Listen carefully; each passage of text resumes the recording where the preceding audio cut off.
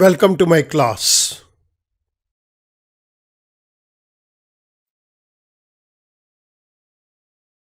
The Limited Liability Partnership Act 2008.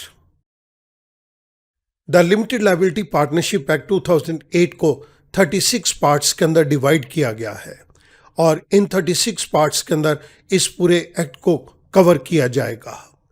आइएगा शुरुआत करते हैं एलएलपी एक्ट के साथ। This is part number 1, introduction and scope of LLP. Let's start with the introduction part of Limited Liability Partnership Act 2008. In the past, primarily we had 3 forms of business structures. कुछ समय पहले तक हमारे पास business के 3 प्रकार के ढांचे हुआ करते थे। The first one is sole proprietorship. Sole proprietorship business involves unlimited liabilities and uncertainty of life. Sole proprietorship business के अंदर एक ही व्यक्ति पूरे बिजनेस को रन करता है और उस व्यक्ति की लाइबिलिटीज अनलिमिटेड होंगी। इट मीन्स जो लाइबिलिटी बिजनेस की होगी वो सारी लाइबिलिटी उस पर्टिकुलर व्यक्ति की होगी। मोर ओवर सोल प्रोप्राइटरशिप के अंदर ये फॉर्म कब तक चलेगी, दिस इज टोटली अनसर्टेन। अगर बिजनेस करने वाले व्यक्ति की मृत्यु हो जाती है, the sole proprietorship form comes to an end. The second one is partnership. Again, partnership business involves unlimited liabilities and uncertainty of life. अगर कोई बिजनेस पार्टनरशिप फॉर्म के अकॉर्डिंगली किया जाता है तो वहां पर भी पार्टनर्स की लाइबिलिटी अनलिमिटेड होगी। इट मीन्स जितनी लाइबिलिटी पार्टनरशिप फॉर्म की होगी वो सारी लाइबिलिटी पार्टनर्स की होगी। मोर ओवर इसके अंदर भी जो पार्टनरशिप फॉर्म है उसकी लाइफ अनसर्टेन है। अगर किसी पार्टनर की डेथ हो जाती है, कोई पार्टनर इंसॉल्वेंट डिक्लेयर हो जाता है, इस तरह के सभी केसेस के अंदर the old partnership comes to an end. The third one is company form of business structure. Company form of organisation involves excessive legal compliances. Company form of organisation के अंदर लीगल कंप्लायंसेस बहुत ज्यादा हैं, लेकिन यहां पर कुछ बेनिफिट्स भी हैं। The liability of member is limited to the extent of number of shares held by him. It means the liability of the company belongs to company and not to members. And moreover, company form of organization, it continues forever. Members may come, members may go out, but the company remains there till it is wound up. Limited liability partnership is a new form of business structure. जैसे कि अभी आपने देखा, हमारे पास primarily 3 तरह के business structure पहले थे: sole proprietorship, partnership form and company form of organisation. Limited liability partnership एक नए तरीके का बिजनेस स्ट्रक्चर है। LLP is a hybrid form of organisation structure between a company and traditional partnership. LLP का जो organisation structure है वो company form of organisation और ट्रेडिशनल पार्टनरशिप फॉर्म के स्ट्रक्चर को मिला के बना हुआ है। इट मीन्स इसके अंदर कुछ फीचर्स ट्रेडिशनल पार्टनरशिप के आएंगे और कुछ फीचर्स कंपनी के आएंगे। It is much closer to private form of company. LLP private form of company के समान लगती है। Now the scope of the act.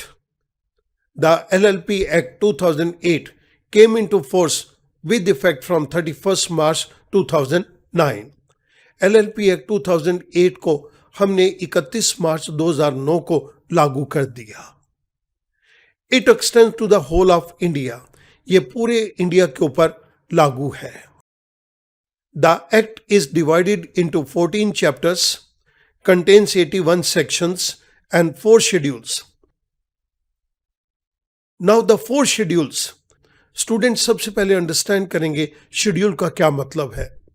Act से रिलेटेड कुछ पॉइंट्स जिनको कि डिटेल में हमने डिस्कस करना है, ये एक्ट के अंदर सेक्शंस के साथ नहीं दिए जाते, बल्कि एक्ट के अंदर पूरे के पूरे पॉइंट्स उस एक्ट के पीछे एक्सप्लेन कर दिए जाते हैं। जब कुछ चीज़ें पूरे एक्ट के पीछे एक्सप्लेन कर दी जाएं, उनको हम नाम देते हैं शेड्यूल्स। एलएलपी एक्ट के अंदर there are 4 schedules. The first schedule contains model set of terms of LLP which shall be applicable in the absence of any agreement among partners on such terms. वास्तविकता में तो partners के अंदर आपस में एक एग्रीमेंट होना चाहिए कि वो किन टर्म्स और कंडीशन के अंदर LLP के अंदर काम करेंगे। लेकिन अगर पार्टनर्स ने ऐसा कोई एग्रीमेंट नहीं किया या किसी पर्टिकुलर टर्म और कंडीशन को उन्होंने अपने किए गए एग्रीमेंट के अंदर डिफाइन नहीं किया, उस केस के अंदर फर्स्ट शेड्यूल के अंदर जो मॉडल टर्म्स और कंडीशंस पार्टनर्स के काम करने के लिए रखी गई हैं वो सब एप्लीकेबल हो जाएंगी। इट मीन्स अगर पार्टनर्स ने एग्रीमेंट नहीं किया या एग्रीमेंट के अंदर कुछ टर्म्स और कंडीशंस क्लियर नहीं है तो फर्स्ट शेड्यूल के अंदर दी गई टर्म्स और कंडीशंस अप्लाई होंगी। The second schedule contains provision for conversion from partnership firm into LLP. एक पार्टनरशिप फॉर्म को LLP के अंदर कन्वर्ट करना है, उससे रिलेटेड क्या प्रोविजंस होने चाहिए, ये सभी प्रोविजंस हमें सेकंड शेड्यूल के अंदर दिए गए हैं so that we can convert traditional partnership form into LLP. The third schedule contains provision for conversion from private company into LLP. अगर एक प्राइवेट लिमिटेड कंपनी को हम LLP के अंदर कन्वर्ट करना चाहते हैं तो उसके लिए कौन से प्रोविजंस एप्लीकेबल होंगे ये हमें थर्ड शेड्यूल के अंदर बताए गए हैं। The fourth schedule contains provision for conversion from unlisted public company into LLP. Fourth schedule के अंदर वो सब प्रोविजंस दिए गए हैं जिनकी मदद से हम एक अनलिस्टेड पब्लिक कंपनी को LLP के अंदर कन्वर्ट कर सकते हैं। स्टूडेंट, इस पर्टिकुलर वीडियो लेक्चर के अंदर हमने LLP को इंट्रोड्यूस किया है। LLP एक नए तरीके से बिजनेस करने का ढांचा है जिसके अंदर हम पार्टनरशिप के स्ट्रक्चर और कंपनी फॉर्म ऑफ ऑर्गेनाइजेशन के स्ट्रक्चर का एक कॉम्बिनेशन देख सकते हैं। इस एक्ट को पूरे इंडिया के अंदर लागू कर दिया गया और इस पर्टिकुलर एक्ट को 14 चैप्टर्स, 81 सेक्शंस और 4 शेड्यूल्स के अंदर डिवाइड किया गया है। I hope that the things will be now easy for you. Thank you very much.